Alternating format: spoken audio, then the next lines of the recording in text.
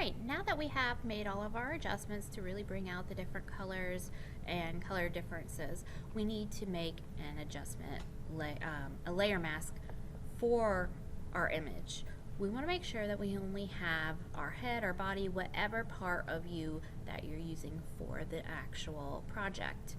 On our layer 0, which should be your smart layer, what you want to do is hit add layer mask. Now, there's a couple of ways that you can actually go and add a layer mask, mask out different things.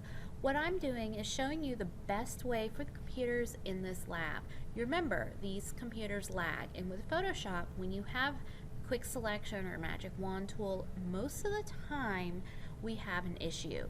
So on this particular tutorial, you want to make sure you are listening and following along to allow you to create a decent design that will allow you to go ahead and get the right selection made. So we've created our layer mask, and with our layer mask we want to go ahead and using our brush tool, black hides, white reveals. So if you were to start going on the image, you can already see the delay. Black is hiding. If I wanted to bring something back, if I hit X on my keyboard, I can then go and actually bring back what I just hid or masked away. Remember, masking is still a non-destructive editing method. So I brought back what I had hidden. X, if you notice, it flips your colors, black, white. I have my brush tool chosen, black hides. You can also see where I've put black on the little thumbnail here on the mask itself. All these areas that I paint black show up on that thumbnail. Now, how are you going to get the perfection by your face, you wonder? Well, I can actually help you do that by using the magnetic lasso tool. Magnetic lasso tool tends to cling to the space that has the highest contrast. So go ahead and make sure you click on the thumbnail of your image now. And starting at the bottom here, if you click and then you just let go and start dragging, you will go ahead and be able to create all these points. Whenever you click, when you have the magnetic lasso tool chosen, it will force a point. So like up on the hairline where it goes from the greens to the yellows, especially by this tree up here, I'm clicking a few extra times, which will allow it to be easier at the other end with editing. So I'm going ahead and you see I kind of ended up on the railing, and just go ahead and get this finished out because again, we're making a mask. So click, now I have a selection made. We're making a mask, and this mask is editable. It's a mask. It's like Halloween. When you put something in front of your face, you don't actually change your face, you just change the way your face looks. So you want to make sure that at this point you invert your selection, go select, inverse, and now I have all the stuff outside of my selection chosen. And this is how you can quickly go back to your mask with your brush tool, and you can hide all of that extra stuff. So I'm going around, and you notice because I have that selection made, I can't erase what I want to keep. I've selected the parts that I want to get rid of. So now that I've done that, yes, we still have a few little parts left, but that was a lot easier and the smarter way to go about doing this than, oops, there's the upload from your other video. This is the faster and smarter way to do this that your computers will allow. If you were to use your magic wand or your quick selection tool, that can be a good way, but in this instance, the differentiation between the background and the foreground images allowed the magnetic lasso tool to be the best option. So I'm going to deselect, Control D, and I'm going to start zooming in with my Control Plus. If I press the space bar, I can move my image around, and I'm going to go back to my brush tool.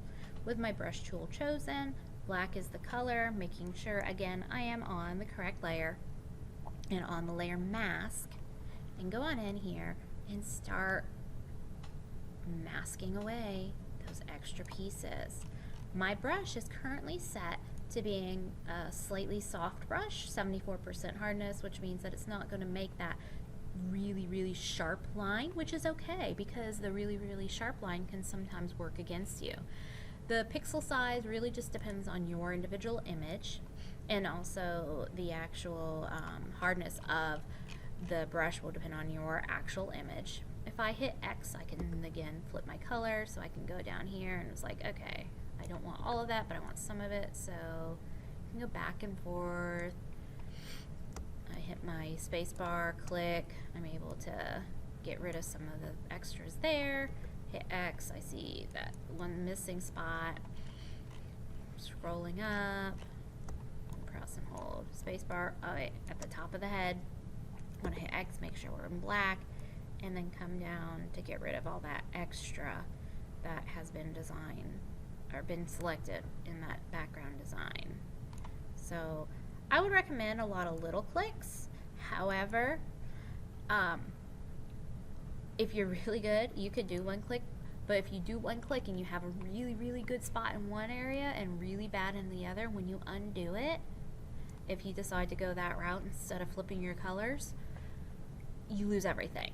So a lot of little clicks will allow for the most freedom in your editing and the largest ability to change everything.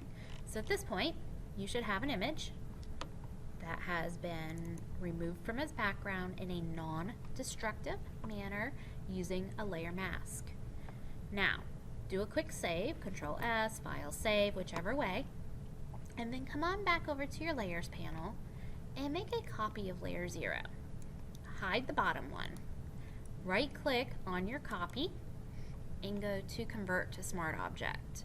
When you do that, you'll see that that layer itself has lost its layer mask.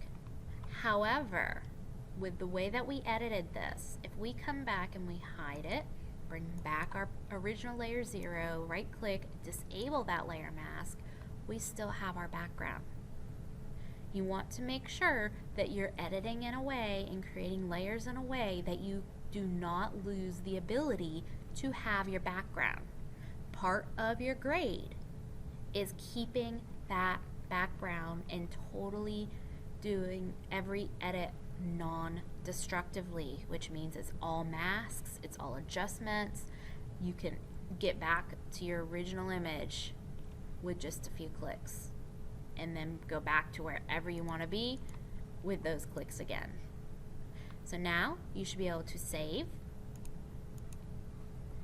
and next video we'll start our editing and with our tracing in Illustrator. So go just save as, make sure it's saved as that Photoshop document, save, and you're good to go.